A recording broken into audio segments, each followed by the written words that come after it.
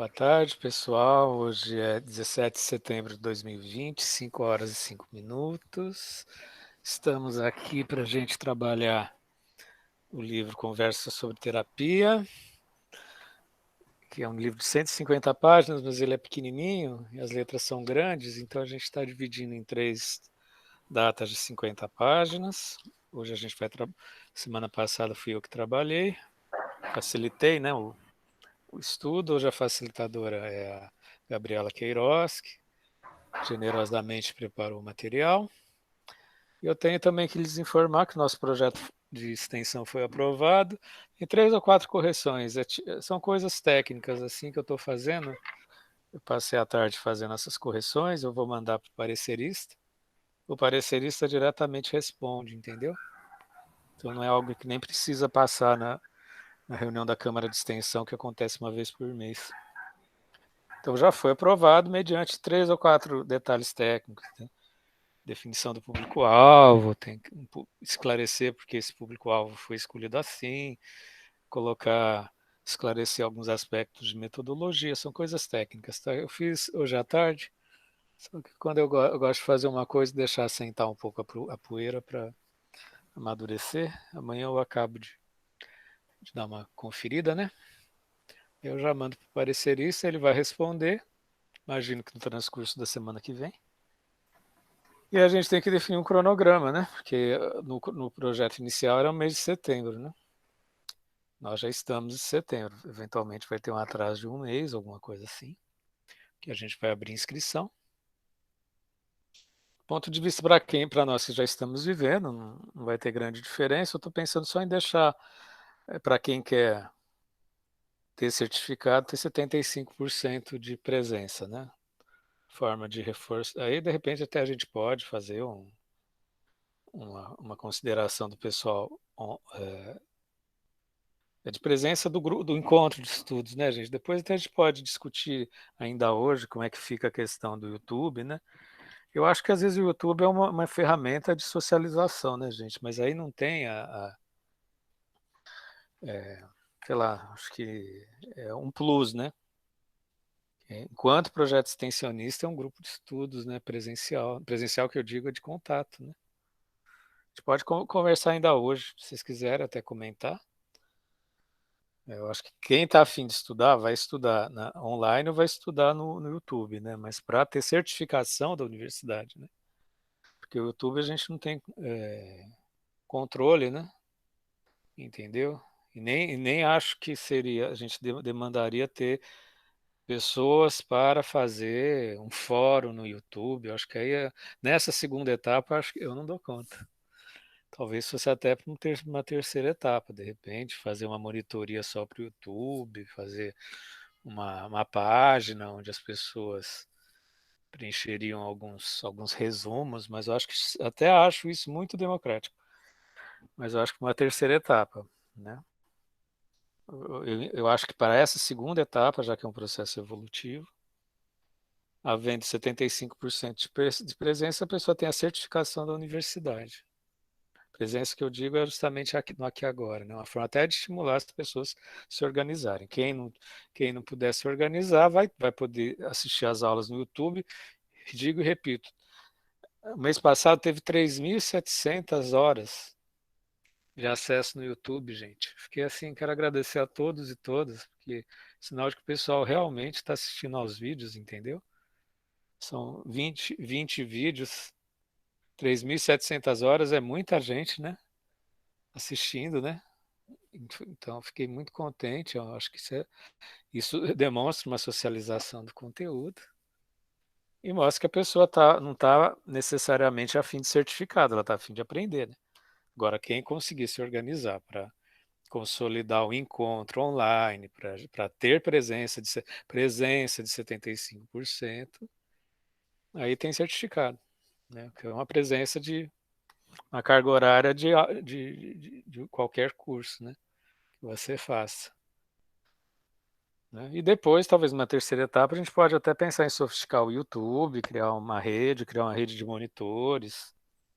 Para esse projeto, na segunda etapa, vai ter monitoria também, então Só queria que vocês entendessem nessa minha fala que eu faço várias coisas, né? Eu preciso constituir uma equipe de apoio e que isso é é uma obra em progresso, né? A gente está construindo uma jornada que eu acho que não vai ficar só nessa segunda etapa, que pode ter uma terceira etapa mais aprimorada e por aí vai, né? Eu vejo uma longa evidência nesse projeto, se vocês entenderem que isso é uma obra em constante construção, a gente consegue cada vez mais abranger mais gente, certificar mais gente.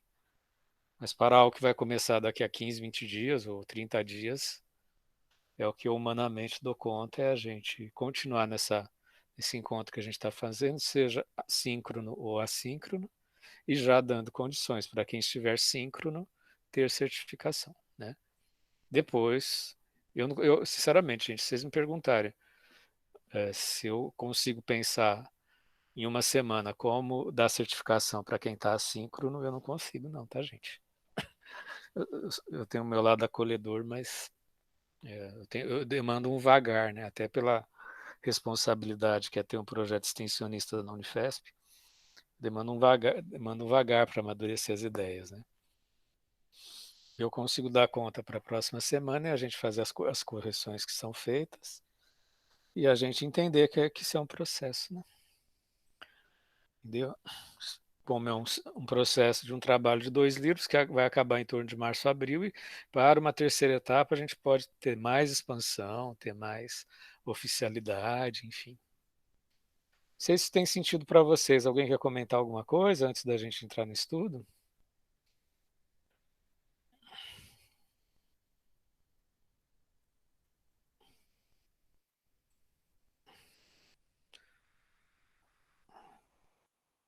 Gente, alguém quer comentar alguma coisa?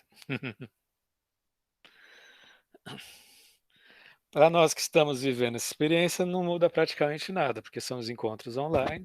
Quem eventualmente não puder estar presente online vai estar assistindo no YouTube. E quem conseguir estar online, 75% vai ter um certificado. E todos, nesse projeto piloto, gente, projeto piloto, como não tem essa formalidade, depois eu vou, hoje não necessariamente, mas quando o Márcio estiver aqui, a gente já pode pensar na certificação do ponto de vista do meu grupo de pesquisa, tá? Intenciono dar um certificado para quem fez projeto piloto, aí a gente organiza como é que a gente faz isso na semana que vem. Vocês me lembrem, por favor, que aí eu mobilizo o Márcio, né? Ou a gente pode falar a respeito no WhatsApp também, né? Pode fazer uma lista das pessoas que, que participaram desse projeto piloto, né? É isso, gente. Estou um pouco ansioso, mas estou feliz, tá? Não sei como é que vocês estão sentindo. Como é que vocês estão sentindo esse retorno de que o nosso projeto foi aprovado?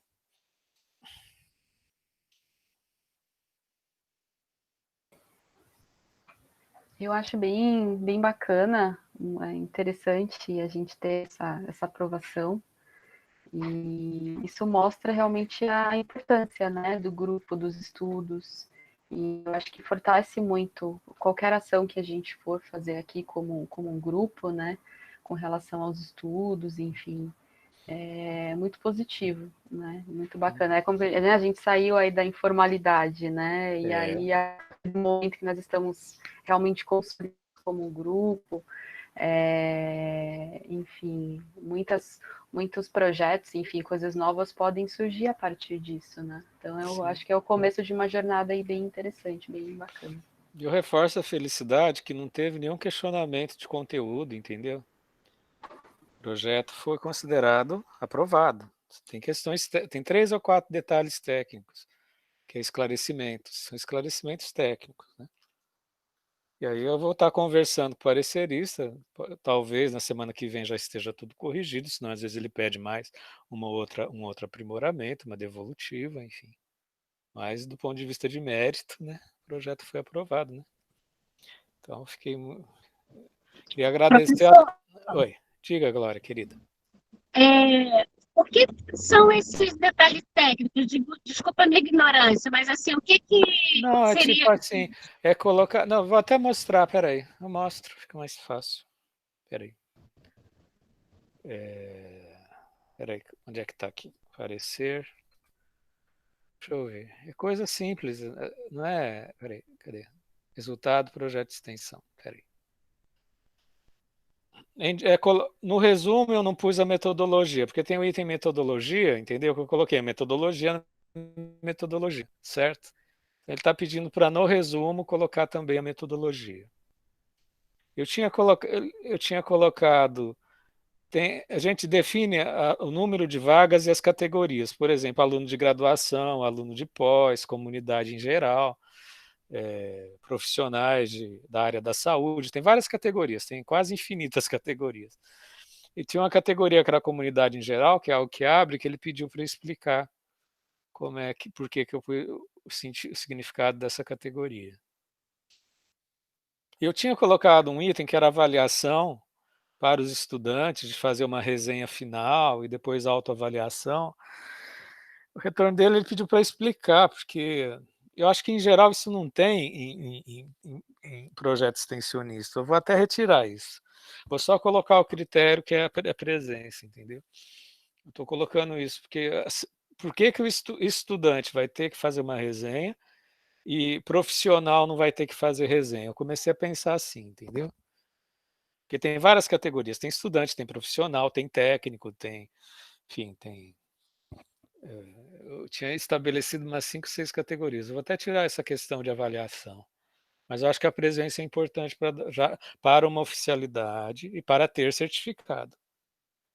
Agora, eu até coloco assim na resenha, que se a pessoa quiser se certificar, isso não implica que a pessoa possa participar e não precisar de certificação, né? O importante é aprender, né, gente? Né? E incluir um cronograma de ações que estava numa tabela e eu tenho que pôr em outra. Então, são 4 coisas técnicas, isso que eu falo que é técnica, são só esses detalhes. Pôr metodologia no resumo, definir o público-alvo, né? Explicar o que é avaliação e também colocar o cronograma em outro lugar, entendeu? São coisas técnicas, entendeu? Não tem nada de conteúdo, não questionou nada, a validade, os princípios, enfim. São preencher melhor o formulário, entendeu? É isso, são quatro itens. Eu já montei hoje à tarde, só que sempre que eu faço uma coisa, eu deixo assentar a poeira para no dia seguinte eu fazer com mais reflexão, tá bom? Já está até corrigido. A gente pode, eu já tinha conversado com o Márcio, que é passar um formulário, né?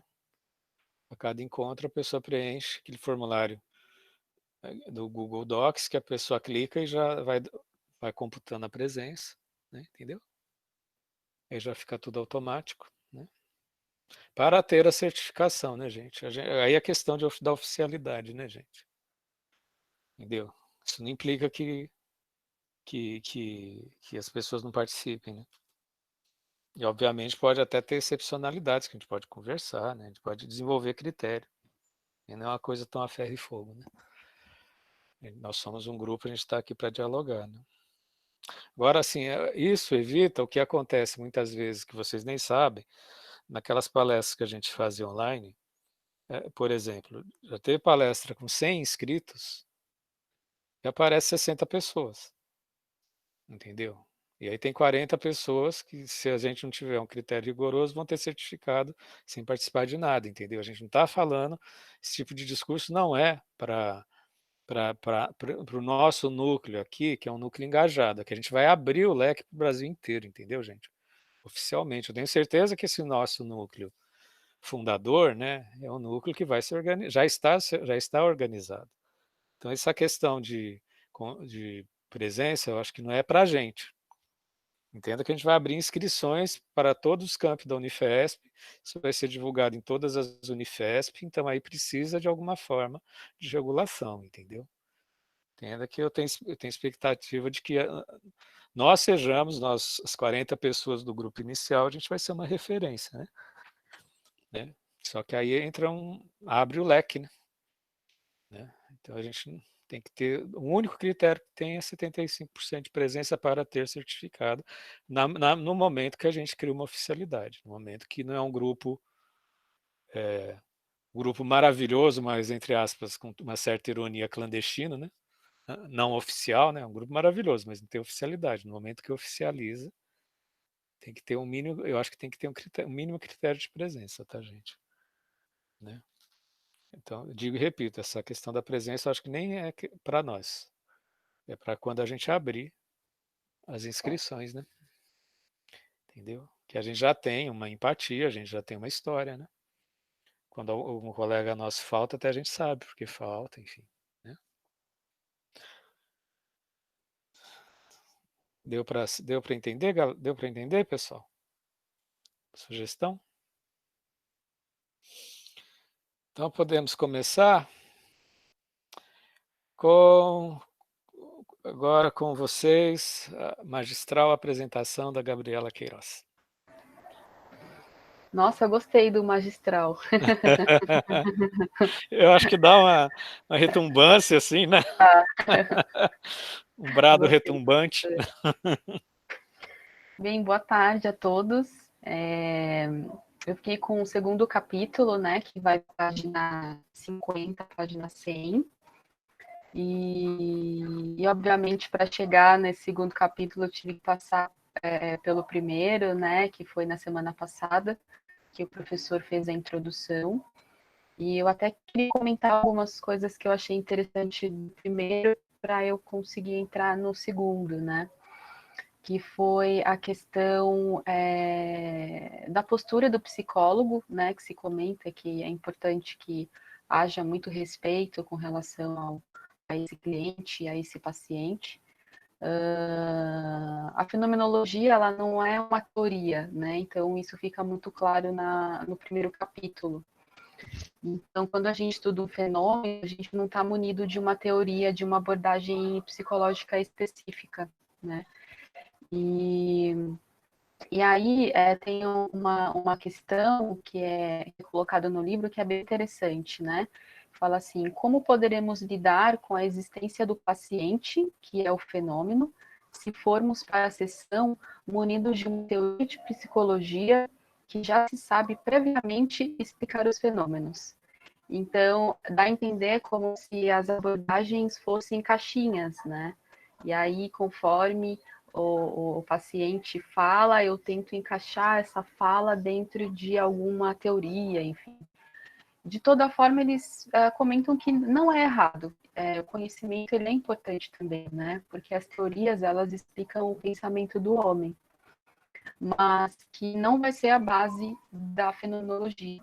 Porque no caso de um terapeuta com esse... tendo a fenomenologia como norte, ao invés de tentar linkar talvez a fala do paciente ou que ele traz dentro de alguma teoria, ele vai retornar novamente ao paciente e ter esse pensamento muito aberto, né, diante do fenômeno. E eu acho que isso é um desafio bem grande, né? Exatamente isso, de olhar o fenômeno como ele se apresenta, né? E o fenômeno nada mais é do que a vida do paciente, é a existência dele. Esse é o fenômeno, né? E por ser a existência de uma pessoa, ela é especial, ela é única, ela tem um significado específico para aquela pessoa. Então, por isso que eles acham que a gente tem que ignorar um pouco as teorias, porque explicar as pessoas de uma forma a minimizar elas, a teoria, seria algo um pouco pobre, né? A gente não conseguiria explorar tanto assim. E aí, o segundo capítulo, ele entra já falando sobre as técnicas. Porque, assim, a técnica, a gente tem, por exemplo, um conhecimento científico, conhecimento teórico de alguma coisa, e a partir desse conhecimento, a gente tem uma técnica para aplicar, né? Então, por exemplo, a gente tem lá uma abordagem, a TCC, por exemplo, né? Tem todo um embasamento científico, teórico, e vai ter as técnicas. Então, vamos supor, o paciente, ele tem toque. Então, qual é a técnica que eu vou utilizar para que esse paciente consiga superar isso? Então, vai ter uma série de etapas e procedimentos ou regras, né?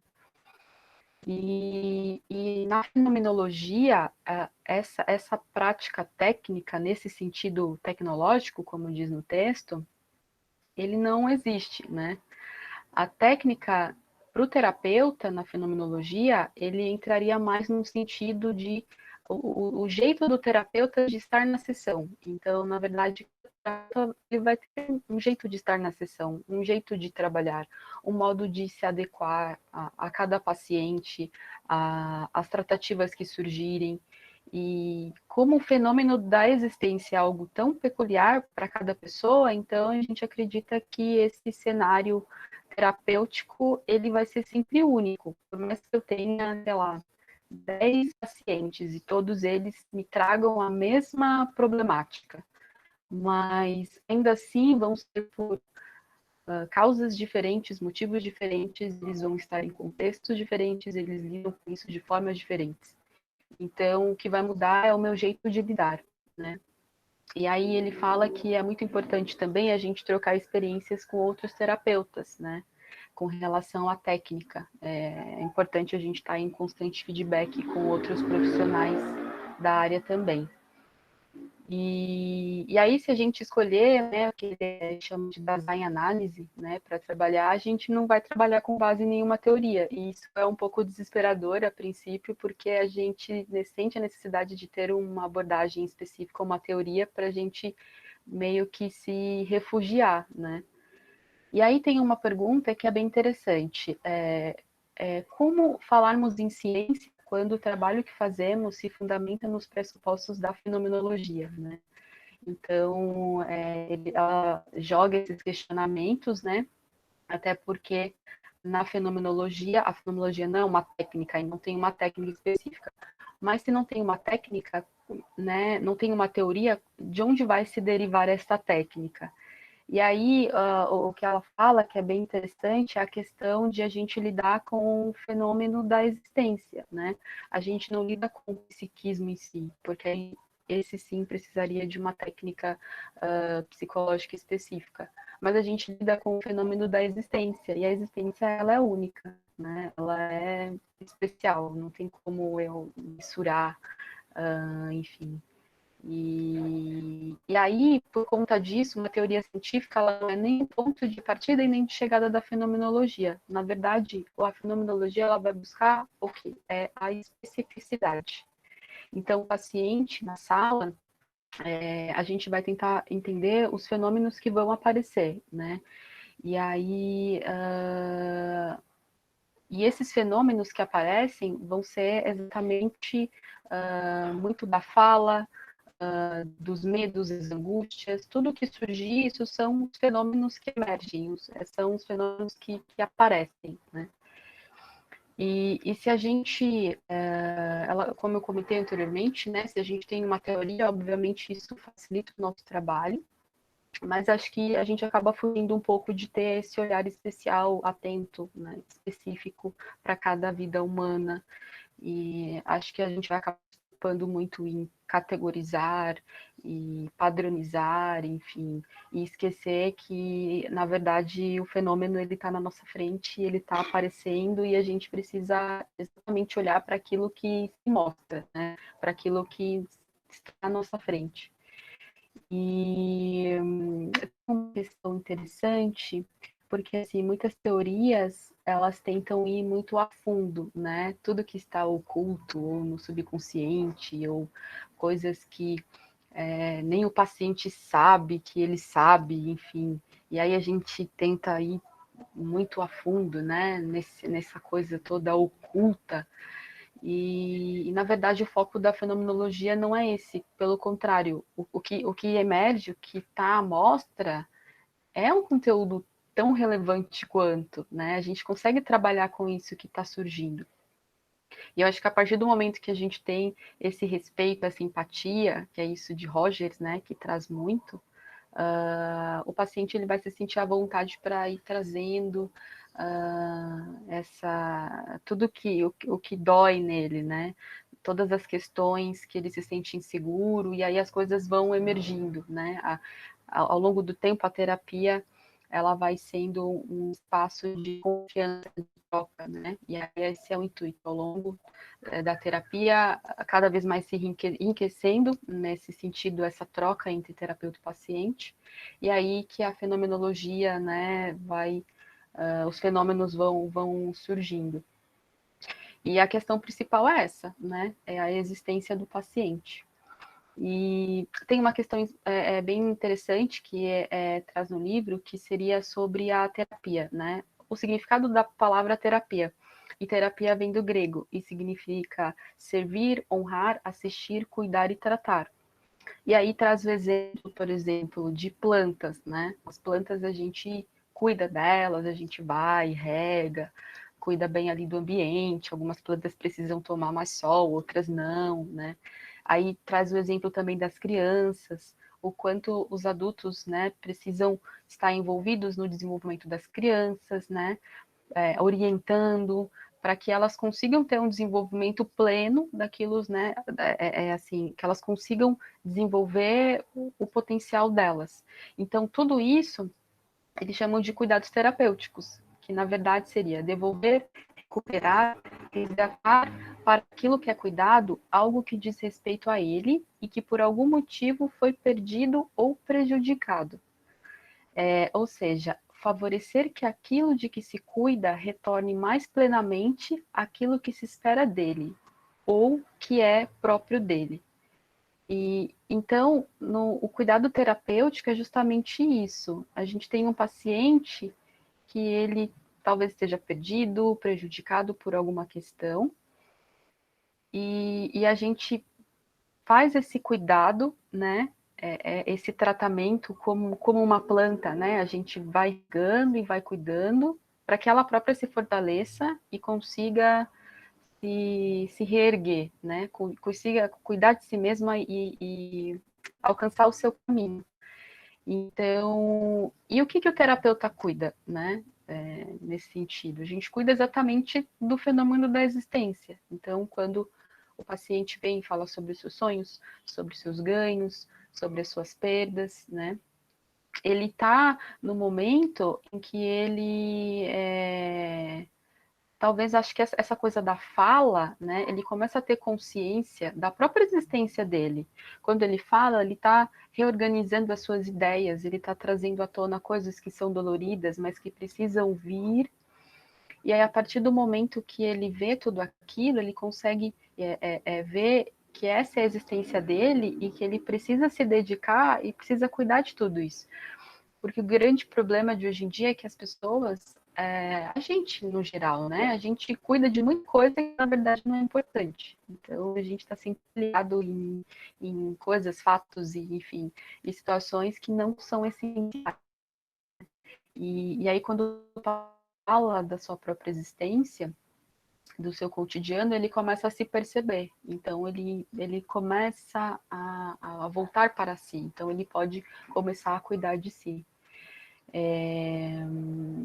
E aí fala, né, a terapia é um momento de cuidado, né, e esse cuidado é devolver ao paciente aquilo que é a obrigação dele. Eu achei muito bonita essa parte que fala disso, né, é como se o terapeuta ele tem a obrigação de cuidar, mas na verdade o objetivo é que ele entregue esse cuidado ao próprio paciente, que ele consiga cuidar de si, né. E aí, nesse capítulo, na verdade, acho que acaba englobando todos os capítulos. Tem algumas histórias, tem uma história de um rapaz, enfim, que ele é uma pessoa que ele tenta sempre levar vantagem de tudo. Ele, no trabalho dele, ele acaba puxando o tapete de um outro rapaz para conseguir se promover. E tem uma história também, quando ele era mais jovem, ele namorava uma garota, e aí não deu certo, e ele inventou uma história, né, uma mentira sobre ela, enfim. Então, tinha uma questão ali muito forte sobre valores, né? E o terapeuta que tratava dele, o terapeuta morria de raiva dele, tinha um sentimento muito forte de raiva por esse paciente, porque ele não compactuava com os valores, e esse terapeuta não conseguia fazer ele entender que aquilo era errado, né? Obviamente que não ia falar você está errado, mas a forma como ele conduzia a terapia, ele via que não tinha nenhum resultado nesse sentido, né, de fazer ele enxergar de uma forma diferente, que ele não tinha que prejudicar outras pessoas para ele conseguir ter alguma coisa na vida, né. E aí esse terapeuta, ele vai para supervisão, enfim, entender esse sentimento. Mas aí, eu sei que no capítulo 3 vai acabar tendo mais detalhes, né, sobre o desenrolar dessa terapia. E aí tem uma história também de uma moça que ela é casada, ela tem filhos, enfim, ela tem uma vida assim boa, mas ela sente um vazio existencial muito grande. É como se algo estivesse errado, enfim, algo precisasse florescer na vida dela.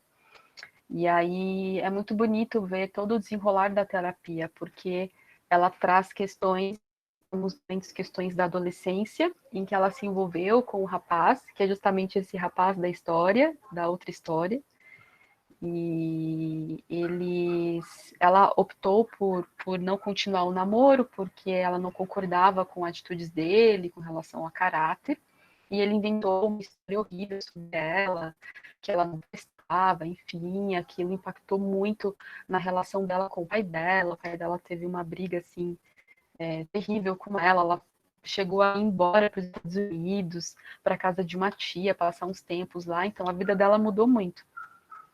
E assim, tem uma frase de Jung nesse livro. Deixa eu ver até se eu encontro aqui que eu anotei.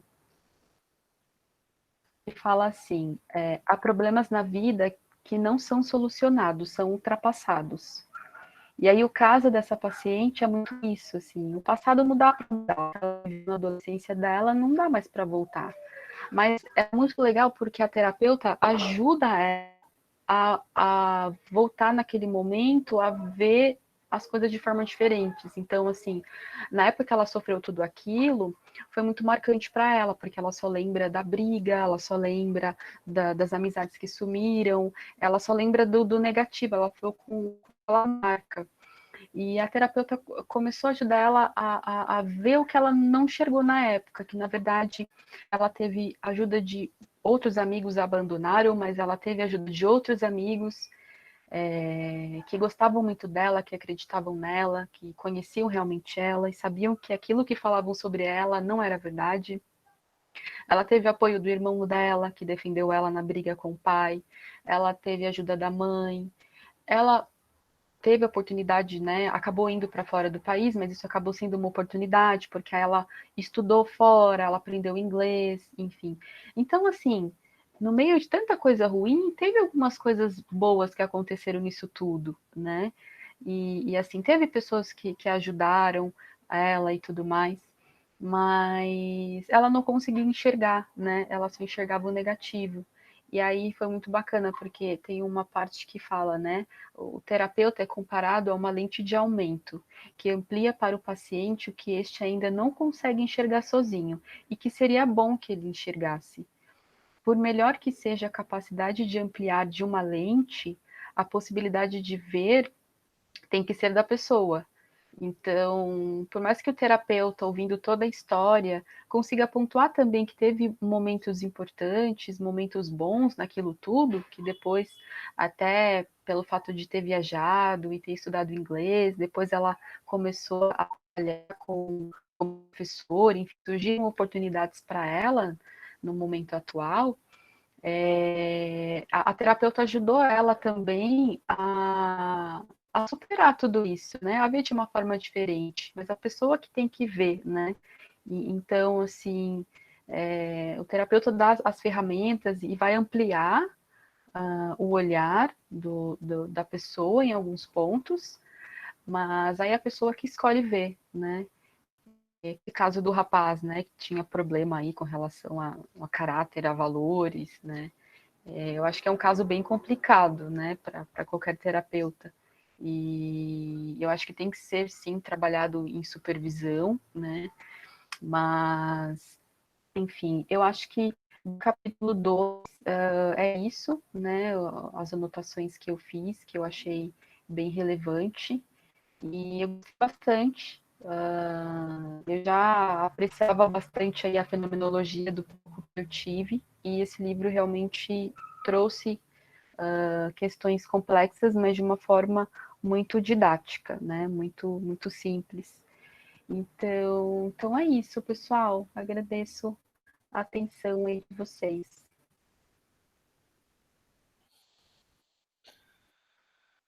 Obrigado, Gabriela, pela sua constante dedicação, reiterada, renovada, pela sua constante paixão pelas figuras fenomenológicas, né?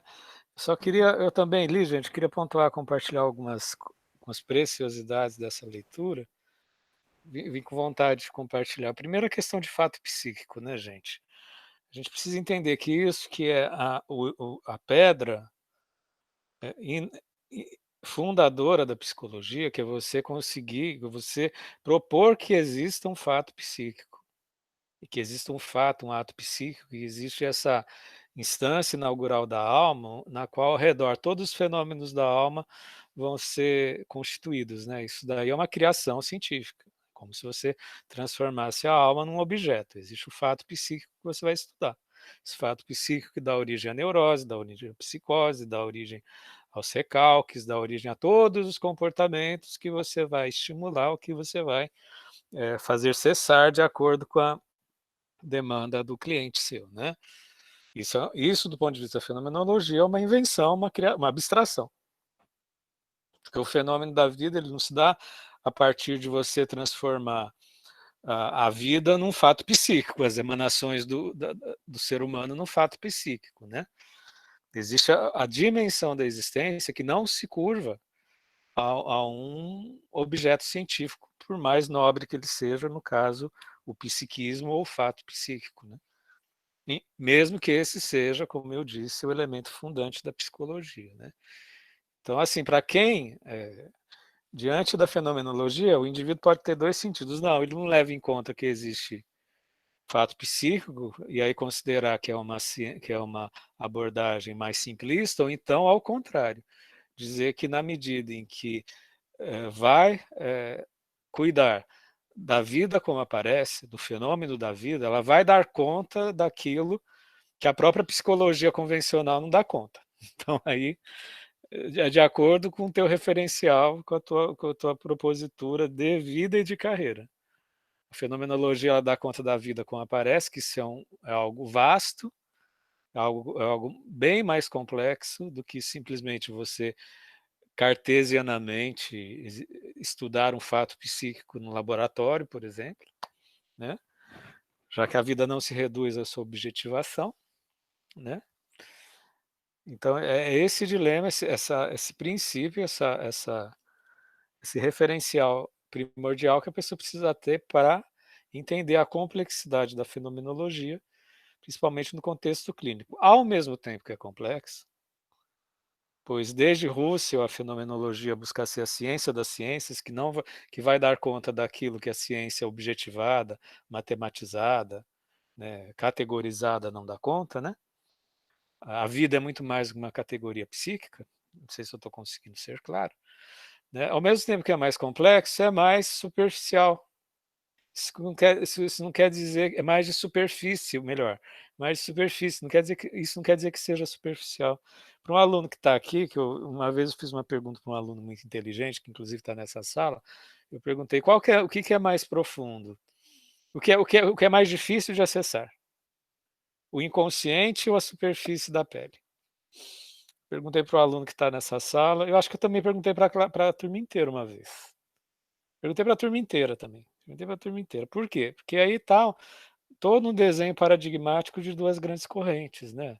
Uma que parte de uma hermenêutica de uma profundidade, que diz que você só vai ter acesso ao seu ser a partir de interpretações profundíssimas, simbologias hiperprofundíssimas, e outras que você tem uma verdade epidérmica, que é uma verdade de contato, que é característica de todas as fenomenologias, e que às vezes dá nome para esse contato, e dar nome, e mais do que isso, vivenciar esse contato,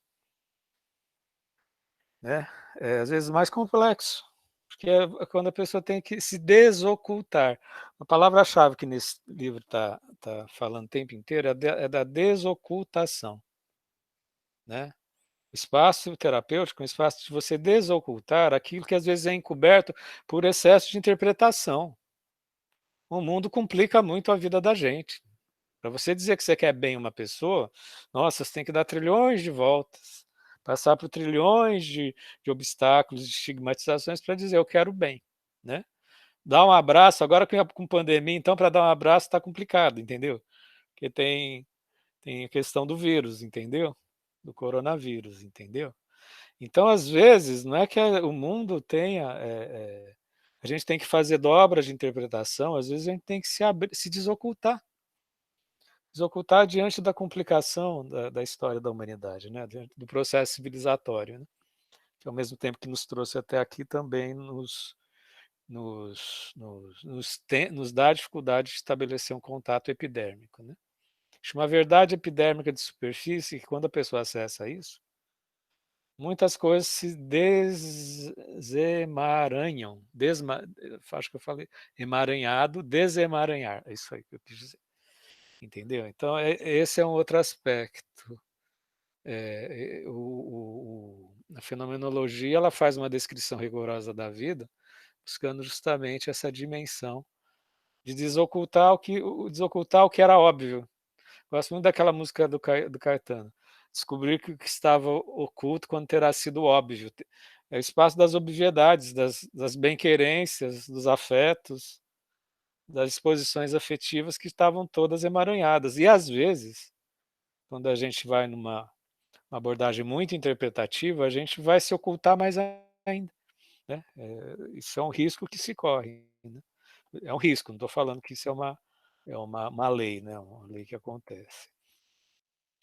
Agora, assim, desse livro também, assim, tem mais 2 pontos que eu anotei.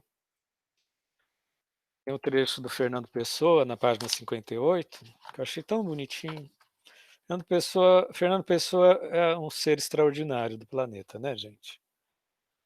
Eu tenho na minha cabeceira as obras completas de Fernando Pessoa. De vez em quando eu ouso ler. Aliás, é um livro que a minha mãe, herdei da minha mãe, que era professora de português. As obras completas de Fernando Pessoa. Enfim, no Guardador de Rebanhos ele dizia que o rio da minha aldeia não faz pensar em nada. Quem está ao pé dele está só ao pé dele. O rio da minha aldeia não faz pensar em nada. Quem está ao pé dele está só ao pé dele, porque ele, em comparação ao Tejo, que é um grande rio de Portugal, diz que o rio da aldeia não faz pensar em nada, não faz pensar em nada porque está ali, é mera aparição, né? A vida que simplesmente aparece. E a gente atinge essa simplicidade do que aparece, gente, é algo que contraditoriamente é muito sofisticado, é uma desocultação. Desocultação do que era sempre do que estava óbvio, né, gente?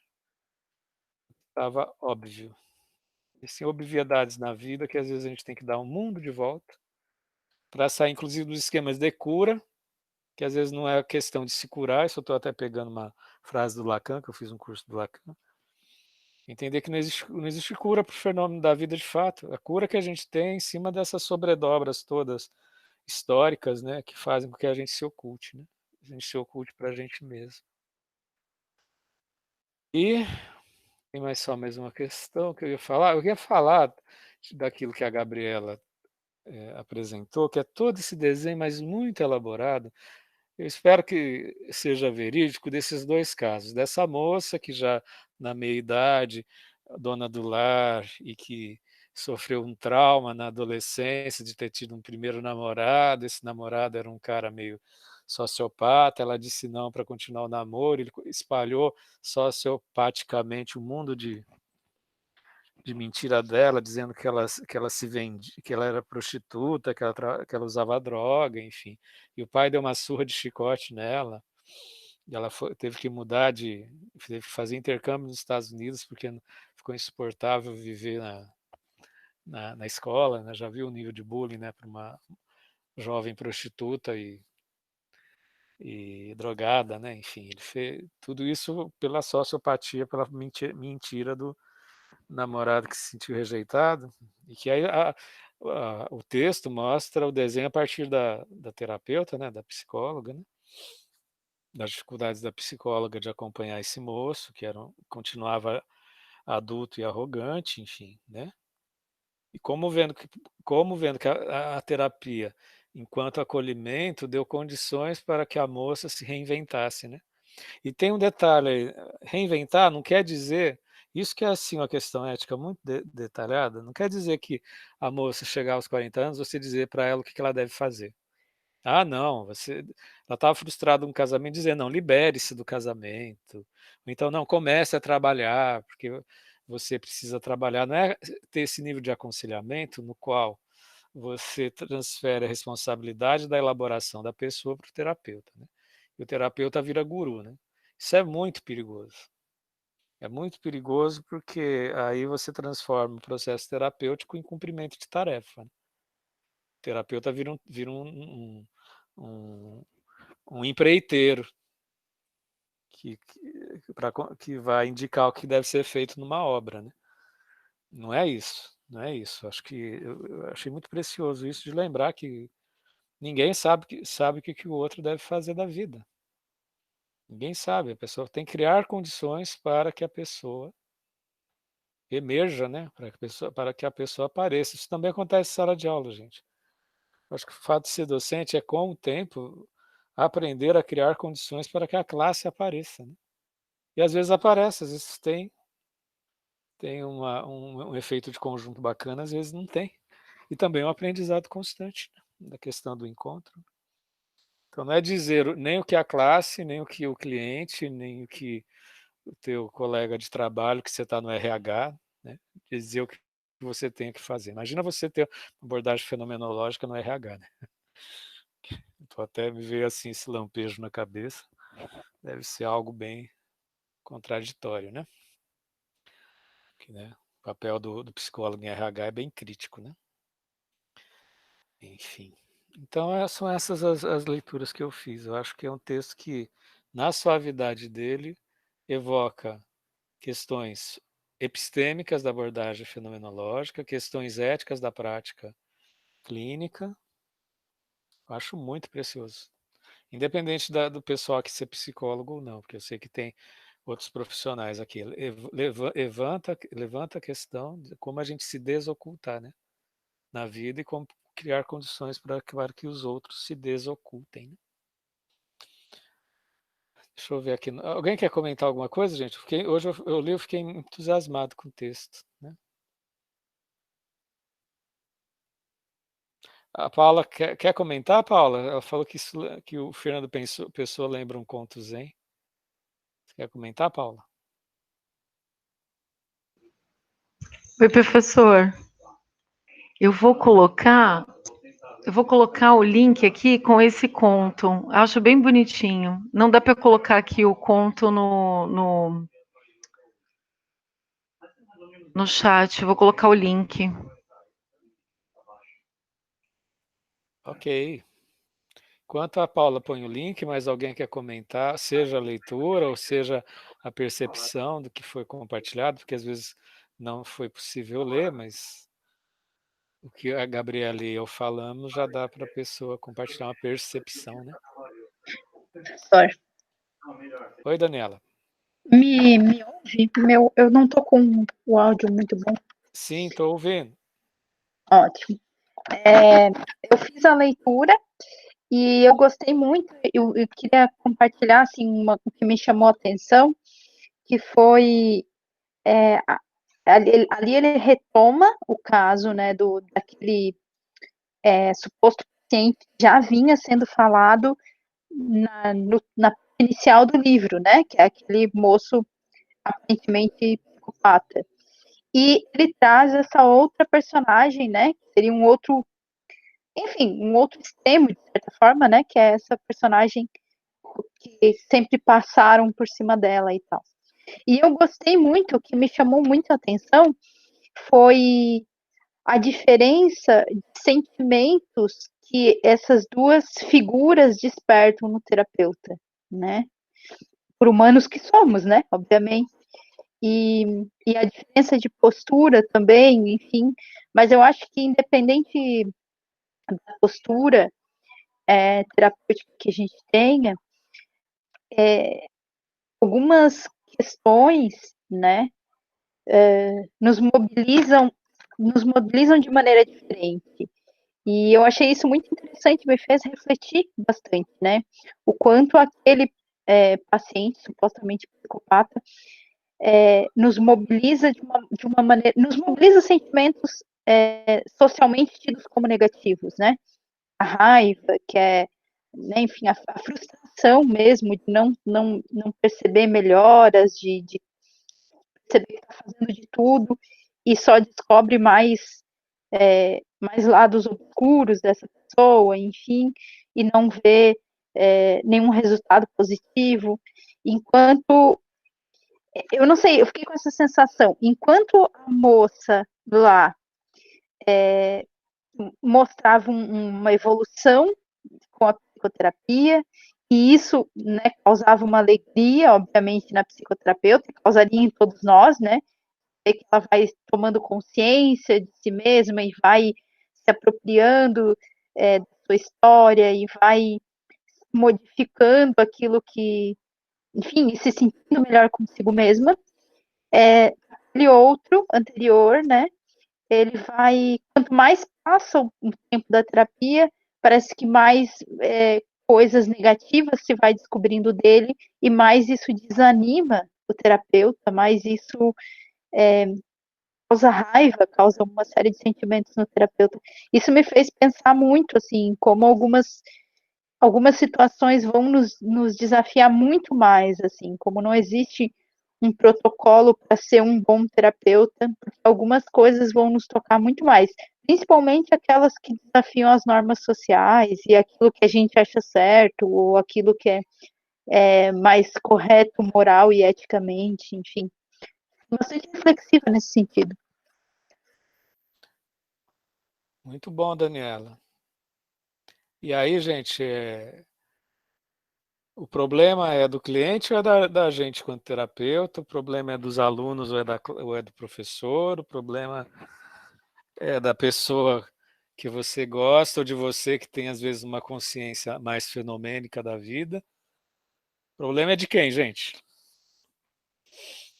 Prioritariamente, na medida em que você tem uma percepção fenomenológica, né? O problema é de quem?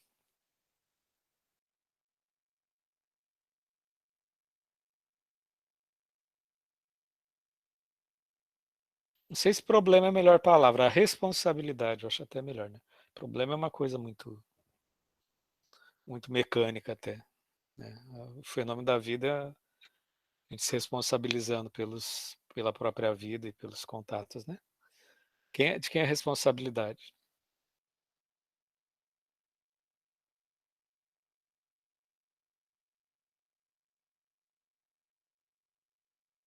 Eu tenho a visão de que tudo que acontece em uma relação entre mais de uma pessoa é responsabilidade de todo mundo envolvido. Sim. A perspectiva do encontro, né? Isso no sentido diria, existencial, tá, Karen? Mas quando você está no setting terapêutico, por exemplo, né, eu acho que aí existe um compromisso, né?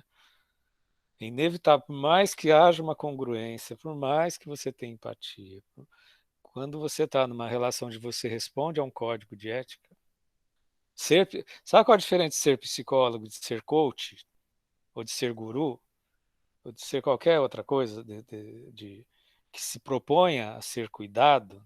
Nem estou dizendo que é, né? Estou dizendo que se propõe. É que o psicólogo responde para o conselho de ética. E partindo do pressuposto de que ele teve uma formação na qual ele está habilitado para entender os fenômenos, os afetos que acontecem, inclusive os que a Daniela descreveu com muita propriedade, né? Numa experiência extremamente humana e humanizadora, que é a experiência psicoterápica, né? Por mais que a abordagem, estou colocando meu ponto de vista, tá, gente? A gente está aqui é um grupo para a gente trocar ideias. Fiquem à vontade para a gente problematizar junto, né? A abordagem da empatia, a abordagem de congruência, a abordagem de se colocar no lugar do outro, mas existe um comprometimento ético diferenciado, diferenciado. Se o indivíduo te gera um nível de ansiedade a ponto de você tomar um partido, o problema é isso, o problema é no espaço psicoterapêutico, o indivíduo toma partido ou a favor do cliente, ou a favor das outras pessoas, como a Karen colocou, que existe. O cliente, ele é o universo. Você não está trabalhando uma individualidade, você está trabalhando uma presença no mundo e uma intersubjetividade. Está trabalhando uma história de vida, uma temporalidade, e você está trabalhando uma intersubjetividade, um universo de contato. O problema é que quando você estiver na experiência terapêutica, você tomar partido entre aquele sujeito que está na tua frente e aquela historicidade toda que está sendo revelada, né? A gente não trabalha um Só- cliente, a gente trabalha uma história, né? Pode falar, Daniela. Não, e eu queria complementar que isso fica muito claro no livro, né? Fica muito óbvio quando a gente percebe que as histórias dos dois pacientes se entrecruzam, né? A história dele é diretamente afetada pela história dela, e principalmente a história dela é afetada pelo encontro com ele, né? Pela história dele.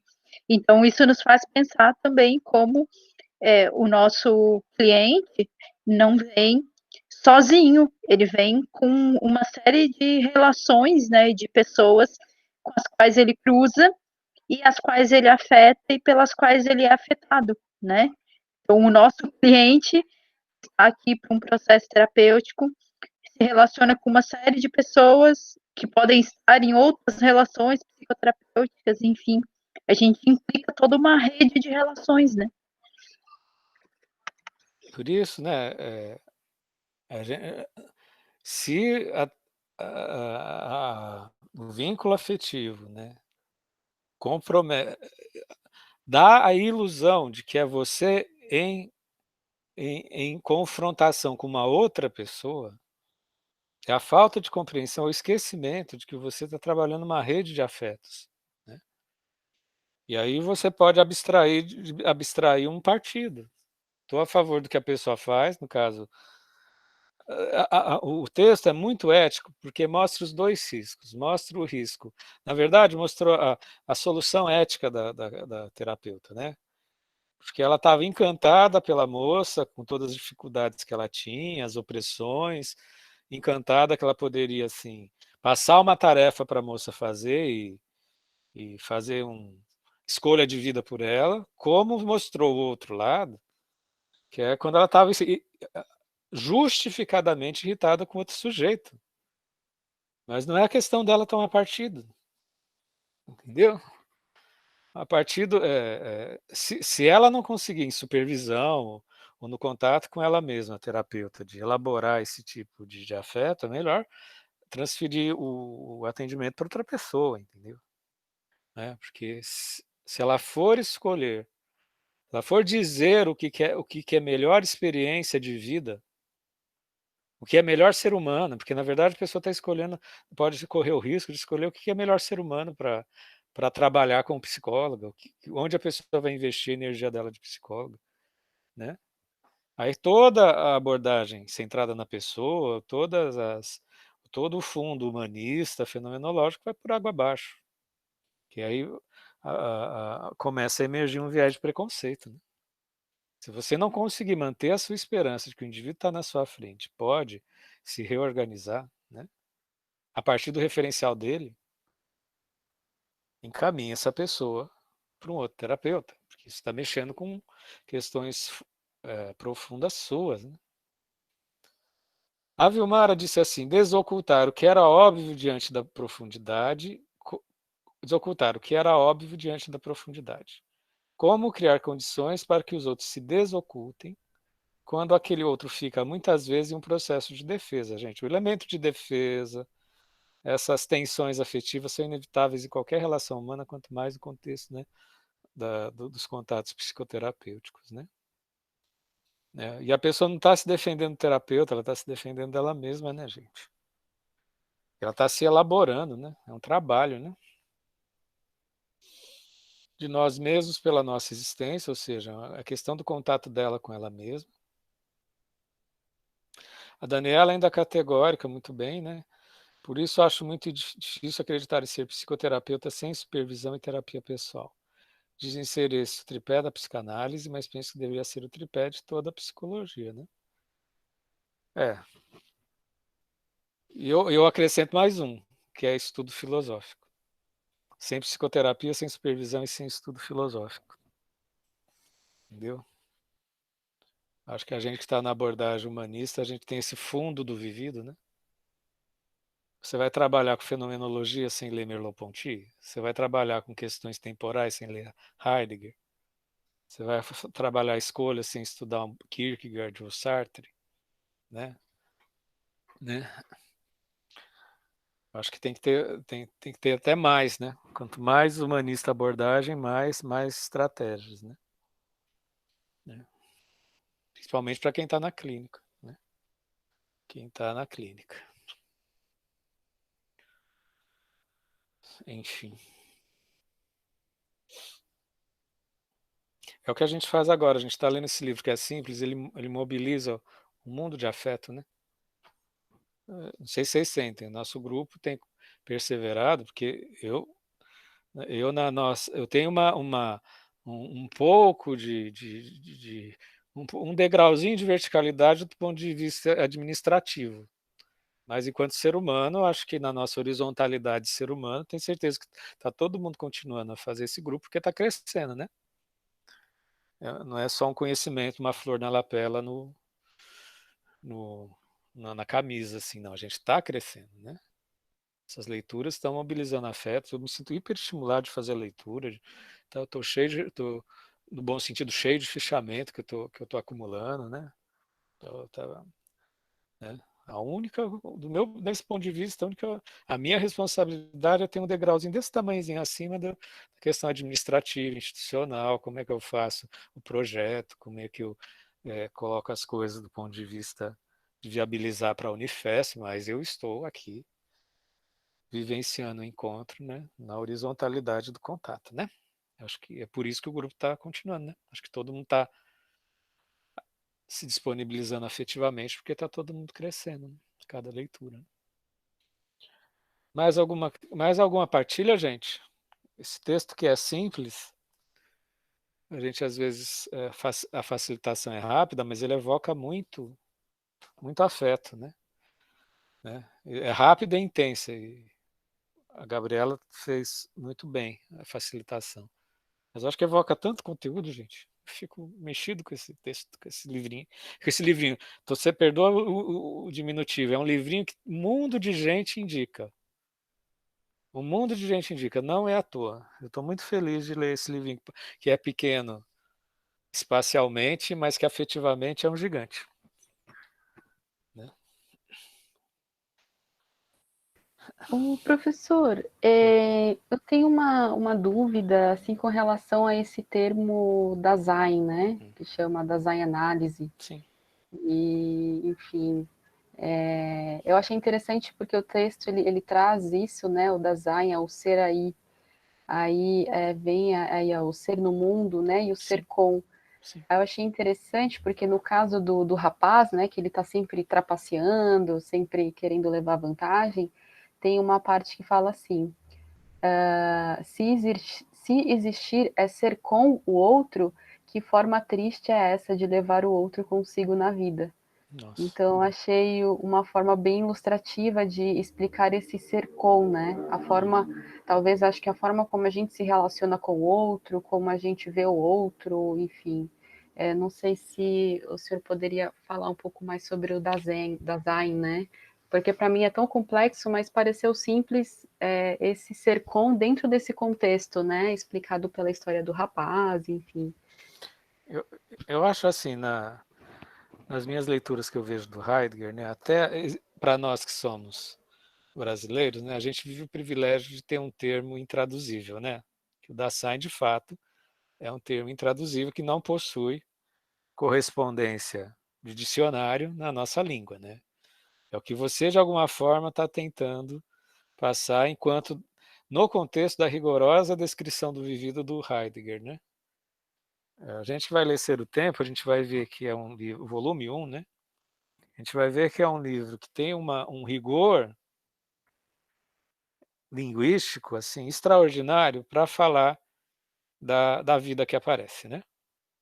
É uma ontologia, uma fenomenologia também, né? É um estudo do ser do ponto de vista do ser que aparece, né? E esse limiar de você ter um termo que é central no Heidegger, que é o ser aí, a dimensão ontológica que está aí lançada, e você se relacionar com um termo que é rigoroso, mas que, portanto, não é redutível a um dicionário, né? Como é que a gente lida com isso? O ser aí, enquanto ao redor do qual se associa a noção de aparição, a noção de abertura, a noção de presença, e que ao mesmo tempo não é categorial, né? Aí é que entra a sabedoria do Heidegger, entendeu? Ele consegue descrever. Não tem como você falar da Science sem fazer um movimento assim dos braços, assim, pelo menos para mim não tem. Ser aí, estamos lançados. Estamos lançados à experiência, ao contato. Uma questão que há uma espacialidade, que há uma temporalidade, que é o ser com, que aí eu faço a ponte com o que a Karen falou muito, levantou com muita propriedade, que é essa intersubjetividade, esse encontro. De todos nós, a gente se construi dentro de uma perspectiva em rede de contato, dá o que brota, né? Se eu dou o nome de brotamento no artigo que eu escrevi do Merleau-Ponty. É uma vida que brota, um brotamento de contatos, né? E que sempre tem um limiar de angústia, porque a gente não sabe a construção desse contato, como vai acontecer, né? A gente vive isso, gente, nos nossos meses, porque a toda semana a gente tem o nosso encontro, que não é simplesmente uma data no calendário, não é simplesmente uma horinha que a gente passa junto, mas é uma experiência de contato, né? E a gente demanda da gente, como em todos os contatos, não é só o contato do grupo de encontro, demanda a gente se lançar, né? E o que, que é isso? O que, que vai acontecer? O que, que é esse acontecimento? Por isso a palavra de acontecimento, né? Agora, não sei se eu consegui compartilhar a tua angústia, tá, Gabriela? Né? Um relato filosófico, um escrito filosófico, no caso do Heidegger, descreve a experiência vivida, na qual você pode correlacionar esse enunciado do Dasein com outros enunciados, mas, ao mesmo tempo, ele não é algo que se fecha categorialmente, entendeu? Nenhum conceito fenomenológico, de fato, se fecha categorialmente, senão ele seria um conceito da racionalidade clássica, entendeu? E é por isso que, às vezes, dar aula de Dasein, ou aprender o Dasein, depende muito de se os ouvintes, a turma, a classe, o grupo, está lançado para esse contato. Entendeu? É difícil estabelecer uma métrica de racionalidade para o aprendizado dessa abordagem. Demanda, assim, a gente associar isso à nossa própria experiência, né? Por isso, quem tem, assim, digamos, uma motivação, um afeto para dizer o que eu vivo, o que eu estudo, está relacionado com a minha experiência, né? Eu acho que para fazer pesquisa, seja de TCC, seja de mestrado, de doutorado, tem que entender que essa abordagem tem que, de alguma forma, tocar o sujeito, que somos nós, né, para essa construção desse contato. Isso é diferente de qualquer outra abordagem, porque as outras abordagens, de fato, você precisa decorar alguns conceitos, você precisa entender algumas dinâmicas de interpretação, né? Aqui é ao contrário, você lê para despertar os teus sentidos, né? Então, assim, é difícil se apropriar do Dasein, né? Como de qualquer outro conceito. Isso não quer dizer que você vai deixar de ler, ao contrário, quanto mais você lê, mais você vai experienciar a propositura, e aí você vai fazer essas pontes, esses links, né? Mas, assim, não é a abordagem fenomênica, existencial humanista, ela não é uma abordagem que demanda muita leitura, mas não é uma abordagem que se fixa no conceito. Não sei se eu consegui ser claro, ser provocador. Fiquei mais angustiada, professor. Você entende, né? Porque é algo Mas que... eu acho que você tocou num ponto importante com relação a não tentar categorizar, padronizar e usar muito da lógica, né? Porque eu acho que esse é o ponto. É muito mais fácil se eu consigo encaixar isso em alguma coisa que faça sentido, ou é muito mais prático, né? Mais palpável. Mas eu acho que esse é um ponto muito interessante que você tocou. A gente precisa estudar, ler muito, mas acho que deixar fluir esse entendimento, né? Não tentar ler e já entender, mas ir absorvendo e ao longo do tempo, eu acho que isso vai fazendo sentido, enfim, dentro da experiência de cada um. Eu acho que é mais nesse sentido, né? demanda fichamentos rigorosos, demanda você fazer iniciação científica, mestrado, doutorado, pós-doc, publicar os artigos e se esvaziar de tudo isso, entendeu? Não, imagina, gente, imagina você fazer uma. Por isso que eu não dou prova, gente, eu dou seminários, que é um espaço de encontro para as pessoas compartilhar, poderem fazer uma performance de contato, poder trocar uma experiência, etc. e tal, seja online ou offline, seja assíncrono ou assíncrono, seja no velho normal, seja no novo normal, seja na transição. Criar instrumentalidade para que os contatos se estabeleçam, né? Mas imagina se eu fosse dar uma prova, o que é Dasein em Heidegger para a pessoa responder. Entendeu? O que é desocultamento em Merleau-Ponty? A pessoa vai responder a prova escrita. Não tem sentido. Não tem sentido. Entendeu? Nós seremos bons fenomenólogos quando a gente fizer um dicionário de conceitos. Não é isso. Não é isso. Não é isso. Né? Tô vendo, vou para os comentários, gente. Tem vários aqui. Daniela, o formato do livro não é muito acessível, mas ele é tão maravilhoso que estou me esforçando na leitura. Concordo, Daniela. Bom retorno, Daniela. Faz um tempo que eu não te via. Estou muito feliz de você estar aqui. Tá? Não sei, esse livro tem alguma coisa nele. Uma coisa nele fascinante, assim. Né? Ah, você estava também, Daniela? Tá bom. Que bom que você estava, Daniela. Entendeu? Que bom que você estava. É, é, acho que é uma abordagem mais focada na compreensão, percepção e no como. É por aí, né? É compreender, é aprender com, né? É perceber, é sentir, né? Só que isso demanda muita leitura, muita psicoterapia, muito contato com o outro, né? Muito contato consigo, né? O que brota desse contato com o outro, né? Entendeu? Mas não é para fixar em aprender né, para se fixar no conceito. Você vai aprendendo uma dinâmica de o livro, a leitura do livro também é uma experiência de contato. Também é uma troca de experiências. Gabriela, isso mesmo, Ederson. Categorizar, neste caso, é sofrer eternamente. Né? Gente, eu sou capaz de imaginar uma pessoa mal conectada, né, que vai decorar conceito de fenomenologia. É claro que na medida que você vai fazer um trabalho de TCC, um IC, uma pós-graduação, você vai ter um traquejo de palestra, um traquejo de expressar as ideias, mas é na intencionalidade, mesmo quando eu dou aula, gente, eu dou aula para apresentar esses conceitos, na esperança de que a turma entenda que não é ficar nesse nível conceitual, entendeu? De várias vezes, acho que faz parte da minha experiência, eu estou tendo um crescendo nas turmas, não foi sempre assim, é um crescendo, inclusive com a ajuda indispensável da monitoria, que estabelece a rede de contato, fortalece a rede de contato para que ele aconteça, né? De que as turmas estão num crescendo, né? Entendendo a propositura. né?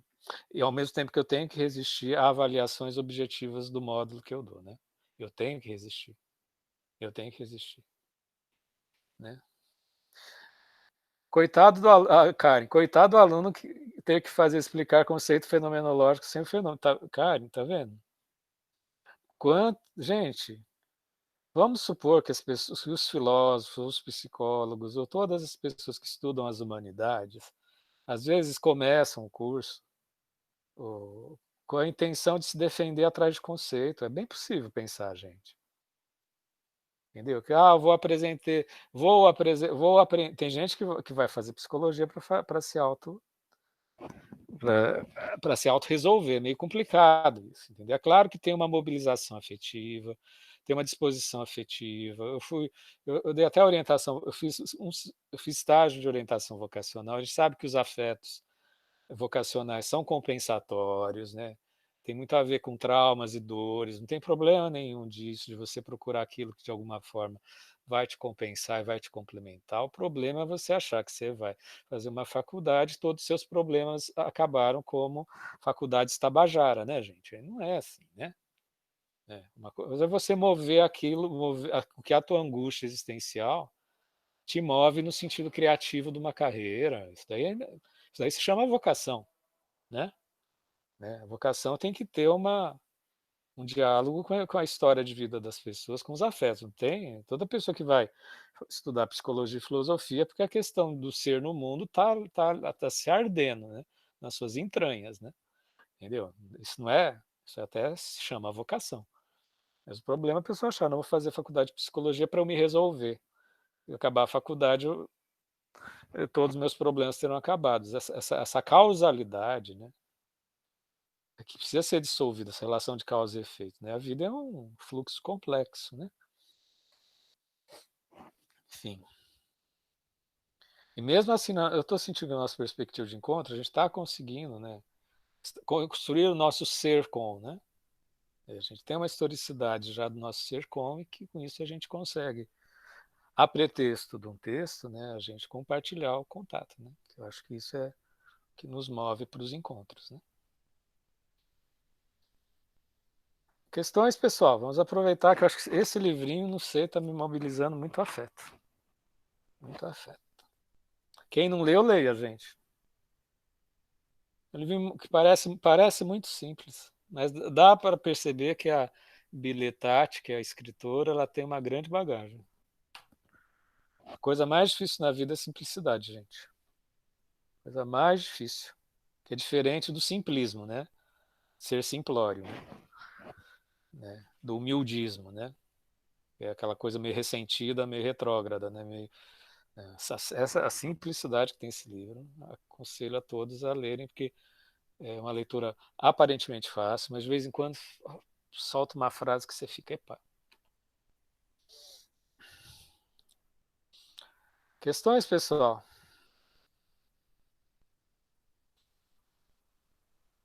Semana que vem a gente vai ter a última parte, que a Solange Bezerra generosamente vai trabalhar. Eu já estou antevendo, gente. Amanhã eu já vou encaminhar a correção do parecer para o parecerista, que diretamente vai dar a resposta, ou seja, é algo mais rápido. Aí do ponto de vista administrativo, eu vou ter que fazer a divulgação desse evento, estabelecer um cronograma de inscrição. Isso vai ser divulgado no site dos eventos da Unifesp, fica disponível para todos os campi, entendeu? Da mesma forma que as palestras, né, gente? Entendeu? Nós montamos esse nosso projeto piloto a partir das palestras que vocês se inscreveram, tá, gente? Até deixa eu dar um informe, gente. Todas as palestras tiveram inscrição no CIEX, a única que teve problema de inscrição foi a palestra que eu dei das angústias e biopoderes, né? Todos vocês que queiram certificado, é só entrar, porque tenho certeza que na hora de vocês fazerem a inscrição, vocês colocaram uma senha e um login, tá? Então vocês entrem com a sua senha, com o seu login, que vai ter uma página para vocês com os certificados de vocês, tá? Isso, eu também não sabia muito bem disso, eu fui ver a minha senha e login na, nos eventos da Unifesp, tinha eventos de 10 anos, gente. Fiz o download de um mundo de diploma. né? Então, esse é o movimento que vocês precisam fazer. No que se refere a angústias e biopoderes, se alguém ainda não recebeu o certificado, entre em contato com o Márcio, ele vai providenciar o certificado, porque a gente teve um problema no formulário, tá? Todos os outros foram inscritos na página dos eventos da Unifesp. Vocês precisam descobrir como é. Você tem que entrar na página de eventos, tem um lugar que faz o login, e aí vocês já abrem, já faz o download automático, tá? Se ainda alguém não fez, tá? Repito, quem ainda não recebeu o certificado da minha palestra, Angústias e Biopoderes, entre em contato com o Márcio. Sempre muito prestativo e dedicado. Mais alguma questão, pessoal? Senão a gente vai encaminhar para a nossa finalização. Eu vou conversar com a Luísa sobre umas questões, uns esclarecimentos para ela. Se alguém quiser também conversar, assim, de projetos, estamos à disposição. Mais alguém quer comentar alguma coisa? Ah, só uma coisa, gente, esqueci. Por isso, semana que vem a gente vai ter a última etapa desse livro. Talvez a gente precise de mais umas 2 ou 3 semanas de textos complementares, porque a gente vai começar quando tiver tudo inscrito, tudo estruturado, né? Vai ter um período de inscrição que deve ser uns 20 dias. Entendeu? Nesse sentido, tenham calma, paciência, porque esses são os tempos universitários. Entendeu? Eu aprendi que os tempos da Unifesp não são os tempos da nossa vontade, né? Então a gente já foi aprovado, a gente vai estabelecer atualizar o nosso cronograma de acordo com esses tempos. Então aquilo que às vezes começaria em setembro vai começar a meados de outubro, não tem problema nenhum. A gente, na hora de fazer o relatório final, a gente justifica, né? Dentro de questões extremamente claras, éticas, e vai abrir vagas para monitoria desse projeto, tá bom? Para os alunos que estiverem aqui da Unifesp, da psicologia, quem quiser participar da monitoria, já temos o monitor do projeto piloto. Quem quiser continuar, os novos que quiserem aderir, a gente vai abrir vagas de monitoria. Aí já é um outro processo seletivo, vocês entendem? Meu papel de coordenador tem demandas que às vezes não aparecem de imediato, né? Mais alguém quer comentar alguma? Então, por favor, gente, semana que vem a gente vai finalizar isso. Se alguém tiver algum livrinho, eu pediria para alguém pesquisar se existe um PDF de consensos e dissensos da abordagem centrada na pessoa. É um livrinho desse tamanhozinho também. Entendeu? Até devo ter na minha biblioteca aqui. Mas eu procurei, eu não vi o PDF. Eu vi que custa R$60 para comprar. E é meio complicado, que eu sei que é um investimento. Mas às vezes pediria para o grupo pesquisar com mais detalhe consensos e dissensos da abordagem centrada na pessoa. Ou é o inverso, abordagem centrada na pessoa, consensos e dissensos. Acho que é isso. Ou o inverso, perdão. Dê uma pesquisada. Eu sei que é consensos e dissensos, porque vai fazer uma análise das qualidades verificáveis, de aspas, concretas, entre aspas, né? Todas as aspas. E quais limitações que às vezes não ficam aparentes na fala encantadora do Carl Rogers, né? Acho que seria muito legal. Aí, Gabriela Queiroz, abordagem centrada na pessoa, consensos e dissensos, né?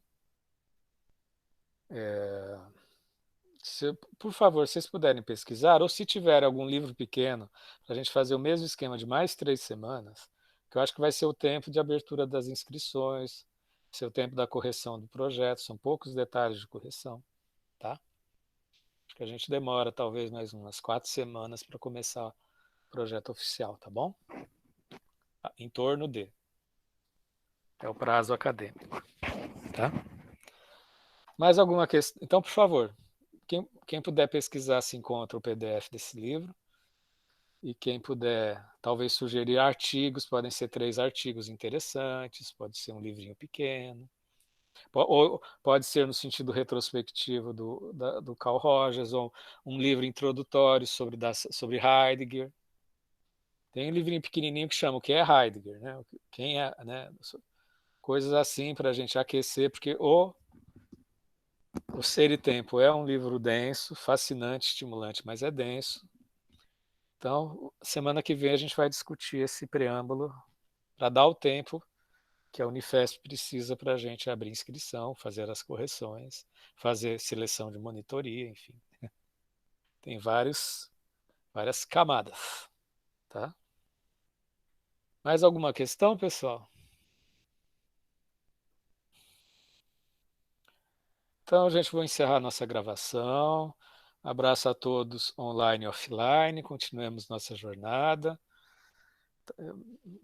Continuemos a nossa motivação, tá? Grande abraço.